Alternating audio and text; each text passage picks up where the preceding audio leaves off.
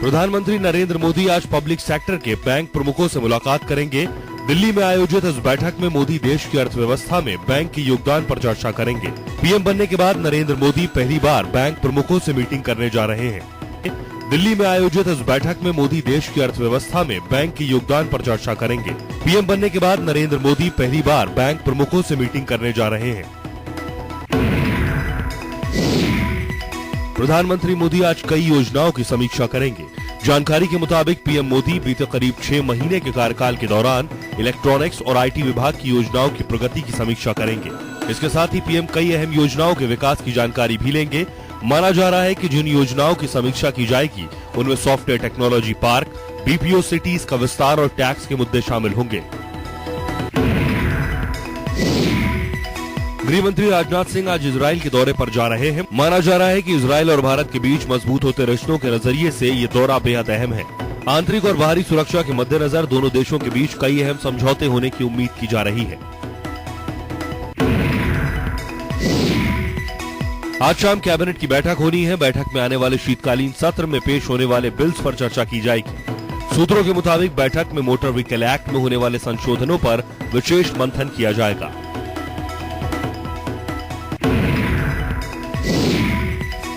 दिल्ली विधानसभा को भंग करने की उपराज्यपाल नजीब जंग की सिफारिश को केंद्रीय कैबिनेट ने मंजूरी दे दी है।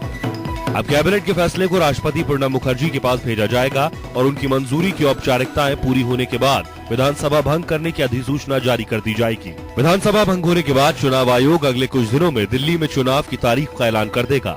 सूत्रों का कहना है कि चुनाव अगले साल के शुरू में हो सकते हैं। दिल्ली में विधानसभा चुनाव का रास्ता साफ होते ही सियासी दांवपेच का दौर शुरू हो गया है। दिल्ली में विधानसभा भंग होने की सिफारिश के एक दिन बाद मंगलवार को पहला दांव आम आदमी पार्टी ने चला। आपने मुख्यमंत्री उम्मीदवार को लेकर पसोपेश में फंसी बीजेपी की कमजोर नस पकड़ी है। सीएम कैंडिडेट घोषित न करने के बीजेपी के ऐलान पर आपने दिल्ली की चुनावी जंग को अरविंद केजरीवाल वर्सेस जगदीश मुखी कर दिया है। दरअसल ऐसा करके आपने एक तीर से 2 निशाने साधे हैं। वो मोदी को सीधे सीधे निशाना बनाने से बच रही है, वहीं उसने दिल्ली में सीएम के चेहरे की कमी से जूझ रही बीजेपी को प्रेशर में भी ला दिया है।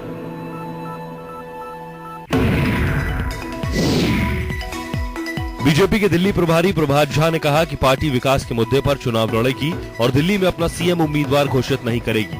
उन्होंने कहा कि बीजेपी का चेहरा कमल होगा। पार्टी के प्रदेश अध्यक्ष सतीश उपाध्याय ने भी कहा कि बीजेपी सामूहिक नेतृत्व में चुनाव लड़ेगी। महाराष्ट्र में बीजेपी और शिवसेना के बीच मंत्रिमंडल में भागीदारी के मसले पर अभी तक बात नहीं बन पाई। महाराष्ट्र विधानसभा में फडणवीस सरकार के लिए बहुमत साबित करने में सप्ताह भर का समय बचा है, लेकिन अभी मतभेदों को सुलझाना बाकी है। इसके लिए शिवसेना की अन्य शर्तों के साथ ही उप मुख्यमंत्री की कुर्सी भी एक महत्वपूर्ण मसला है। शिवसेना के एक सांसद ने कहा कि बातचीत उप मुख्यमंत्री पद को लेकर उलझ गई है।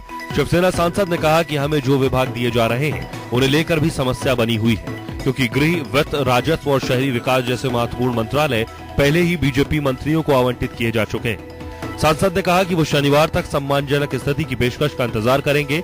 अगर सम्मानजनक स्थिति की पेशकश नहीं की जाती है तो वो विपक्ष में बैठने का ऐलान कर सकते हैं।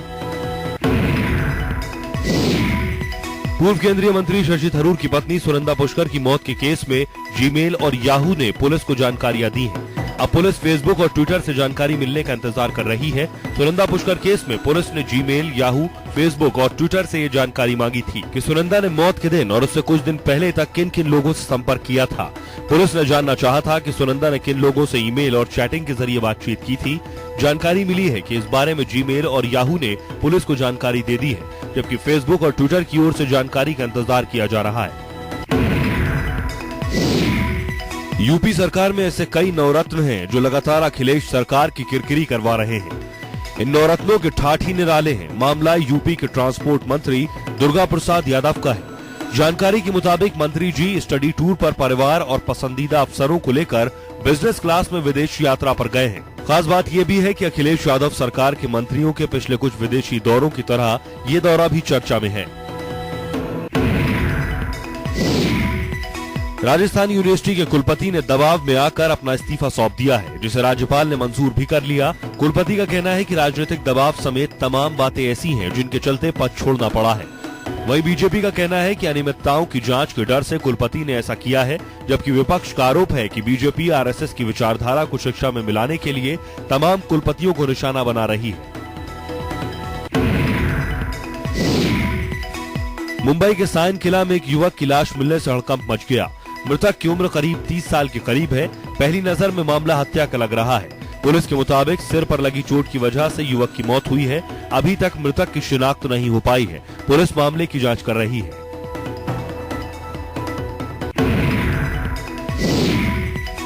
मुरादाबाद के पाकबड़ा थाना क्षेत्र के गांव हासिमपुर में मुहर्रम का ताजिया 37,000 वॉट की हाई टेंशन लाइन से टकरा गया। ताजिए की लाइन से टकराने से भयंकर आग लग गई। हादसे में करीब 50 लोग जख्मी हुए हैं। अचानक हुए इस हादसे से इलाके में अफरा तफरी का माहौल बन गया था। सभी घायलों को मुरादाबाद के जिला अस्पताल और मेडिकल कॉलेज समेत प्राइवेट अस्पतालों में भर्ती कराया गया है।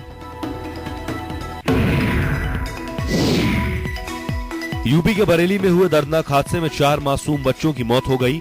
अचानक गिरी दीवार की चपेट में कई बच्चे आ गए, जिनमें आधा दर्जन से ज्यादा बच्चे गंभीर रूप से घायल हो गए।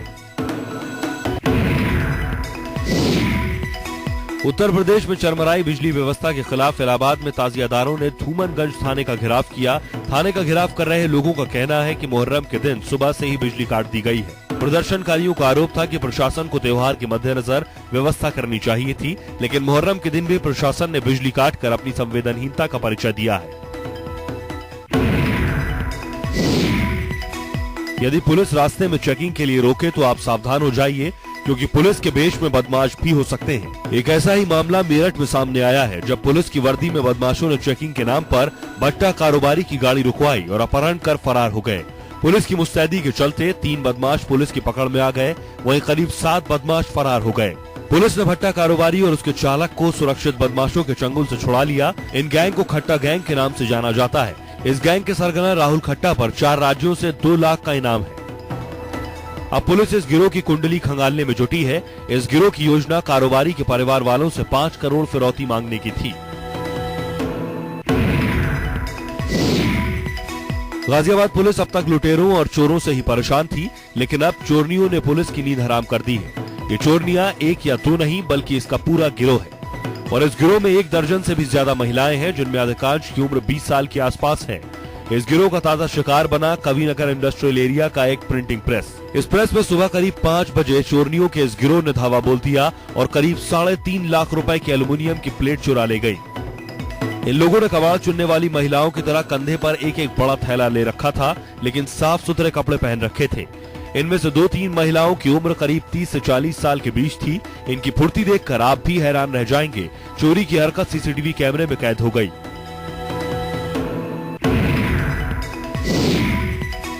भोपाल में एक मॉडल ने शिवम शर्मा नाम के एक प्रॉपर्टी डीलर पर यौन शोषण और जान से मारने का आरोप लगाया है।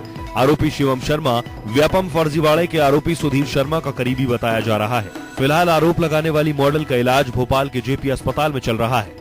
आरोपों के मुताबिक आरोपी ने शादी का झांसा देकर लंबे समय तक मॉडल का यौन शोषण किया और उसके बाद मॉडल को जान से मारने की कोशिश भी की। फिलहाल मॉडल अपने प्रेमी शिवम के खिलाफ शादी के नाम पर धोखाधड़ी, यौन शोषण और जान से मारने की कोशिश का मामला दर्ज करा चुकी है। उत्तराखंड के रामनगर के मालधन क्षेत्र में बने एबीवीपी कार्यालय के बाहर खड़ी मोटरसाइकिलों को किसी ने आग के हवाले कर दिया। इस पर पीड़ित छात्रों की तहरीर पर कार्रवाई करते हुए एनएसयूआई के सदस्य छात्र को पकड़कर जेल भेज दिया। इस कार्रवाई से गुस्साए एनएसयू के छात्रों ने सुबह कोतवाली पहुंचकर मौजूद एसपी सिटी का घेराव किया और इस प्रकरण पर निष्पक्ष कार्रवाई करने की मांग की। इसके साथ ही तीनों युवकों ने अपने ऊपर मिट्टी का तेल डालकर आत्मदाह का प्रयास भी किया, जिसमें एक कांग्रेस ब्लॉक प्रमुख संजय नेगी थे। किसी तरह इन 3 युवकों को बचा लिया गया। तभी यूथ कांग्रेस के रोहित पांडे ने मिट्टी का तेल छिड़क कर आग लगा ली, जिसकी हालत सीरियस बनी हुई है। रेल मंत्री डीवी सदानंद गौड़ा ने मंगलवार को कहा कि ईंधन की कीमतों में हालिया कमी के बाद भी यात्री किरायों की समीक्षा करने की रेलवे की कोई योजना नहीं है। गौड़ा ने कहा कि इस बाबत कोई भी फैसला उस वक्त किया जाएगा जब रेलवे फ्यूल एडजस्टमेंट कंपोनेंट से जुड़ी पुनरीक्षण योजना की समीक्षा करेगा। रेल मंत्री ने कहा इस योजना का पुनरीक्षण हर 6 महीने पर होता है और अगला पुनरीक्षण दिसंबर में होगा। रेलवे ने इस साल जून में सभी श्रेणियों के यात्री किरायों में 14.2% का इजाफा किया था। माल भाड़े में भी 6.5% की बढ़ोतरी की गई थी। लावा जल्द ही भारत में दूसरी सबसे बड़ी देसी स्मार्टफोन कंपनी बनने की जंग में कार्बन को पिछाड़ सकता है। इस लिस्ट में पहले नंबर पर माइक्रोमैक्स कायम है। हैंडसेट इंपोर्ट डेटा से इस बात के संकेत मिल रहे हैं। केवल देसी फोन कंपनियों को ट्रैक करने वाली market research firm साइबैक्स Exim solutions के डेटा के मुताबिक 2014 की तीसरी तिमाही में माइक्रोमैक्स ने 37 लाख स्मार्टफोन इंपोर्ट किए, जबकि लावा ने 19 लाख और कार्बन ने 18 लाख हैंडसेट इंपोर्ट किए। हालांकि कार्बन ने कहा है कि उसके आंकड़ों के मुताबिक वो लावा से अभी भी आगे बना हुआ है। फीचर फोन कैटेगरी में लावा इंपोर्ट किए गए हैंडसेट्स की संख्या के आधार पर सबसे ऊपर है। इसके बाद माइक्रोमैक्स और कार्बन का नंबर आता है। कुल मिलाकर माइक्रोमैक्स ने अपनी बढ़त कायम रखी है, जबकि लावा कार्बन को दूसरे नंबर पर ढकेलने में लगा हुआ है। तीनों कंपनियां चीन से फोन इंपोर्ट करती हैं। अगले हफ्ते मार्केट रिसर्च फर्म आईडीसी और काउंटर पॉइंट टेक्नोलॉजी के डेटा आएंगे। इन आंकड़ों से पता चलेगा कि जुलाई से सितंबर के दौरान मार्केट शेयर रैंकिंग क्या है।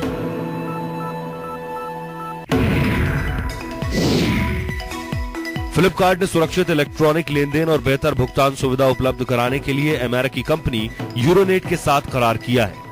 इसके तहत एक डिजिटल गिफ्ट कोड दिया जाएगा। ये ऑनलाइन खरीदारी के दौरान भुगतान के पुराने साधनों की जगह बेहतर विकल्प साबित होगा। ग्राहक फ्लिपकार्ट पर खरीदारी के लिए इस कोड का इस्तेमाल कर सकेंगे। फ्लिपकार्ट ने कहा है कि देश के प्रमुख बैंकों के ग्राहक शीघ्र ही डिजिटल कोड खरीदने के लिए उनकी ऑनलाइन बैंकिंग पोर्टल और मोबाइल एप्लीकेशन का इस्तेमाल कर सकेंगे। यूरोनेट की इलेक्ट्रॉनिक लेनदेन सेवा का इस्तेमाल करने के लिए ग्राहकों को ईमेल के जरिए ये कोड प्राप्त हो सकेगा। कंपनी ने कहा कि उसकी इस पहल से नए ग्राहकों के जुड़ने के साथ ही मौजूदा संचालन प्रक्रिया को और अधिक प्रभावशाली बनाया जा सकता है। जया बच्चन अपने बेटे अभिषेक बच्चन की फिल्म हैप्पी न्यू ईयर पर जमकर बरसीं। शाहरुख खान, दीपिका पादुकोण और Abhishek Bachchan starrer Happy New Year की कामयाबी पर जहां अमिताभ बच्चन बढ़ चढ़कर सोशल मीडिया पर बातें कर रहे हैं, ऐसे में उनकी पत्नी का फिल्म के बारे में बयान चौंकाने वाला है। जया बच्चन ने ये बात मुंबई में हुए एक साहित्य सम्मेलन पर कही। उन्होंने कहा कि बीते कुछ सालों में मैंने हैप्पी न्यू ईयर जैसी बेवकूफाना फिल्म नहीं देखी। मैंने तो ये बात फिल्म के मुख्य कलाकारों को भी बताई।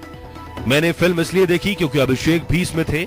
मैंने उससे कहा कि तुम सचमुच अच्छे कलाकार हो, क्योंकि कैमरे के सामने इतनी मूर्खतापूर्ण हरकतें करना भी एक साहस की बात है। साहित्य और सिनेमा के संबंध पर आधारित एक चर्चा में बोलते हुए उन्होंने कहा कि आज सिनेमा का मतलब सिर्फ व्यापार रह गया है। आज की फिल्मों में जो दिखाया जाता है मैं वैसा कर ही नहीं सकती, इसलिए फिल्में नहीं करती।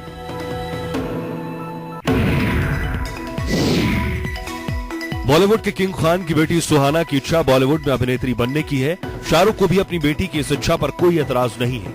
शाहरुख के सबसे छोटे बेटे अबराम की एक झलक हालिया प्रदर्शित फिल्म हैप्पी न्यू ईयर में देखने को मिली है। ये पूछे जाने पर कि सुहाना फिल्म में ऐसी मौजूदगी कब दर्ज कराएंगी, शाहरुख ने कहा वो बहुत संकोची स्वभाव की है, लेकिन वह अभिनेत्री बनना चाहती है। मुझे बेहद खुशी होगी अगर मेरी बेटी हिंदी फिल्मों की अभिनेत्री बने। मैं आशा करता हूँ कि वह बढ़िया काम करे।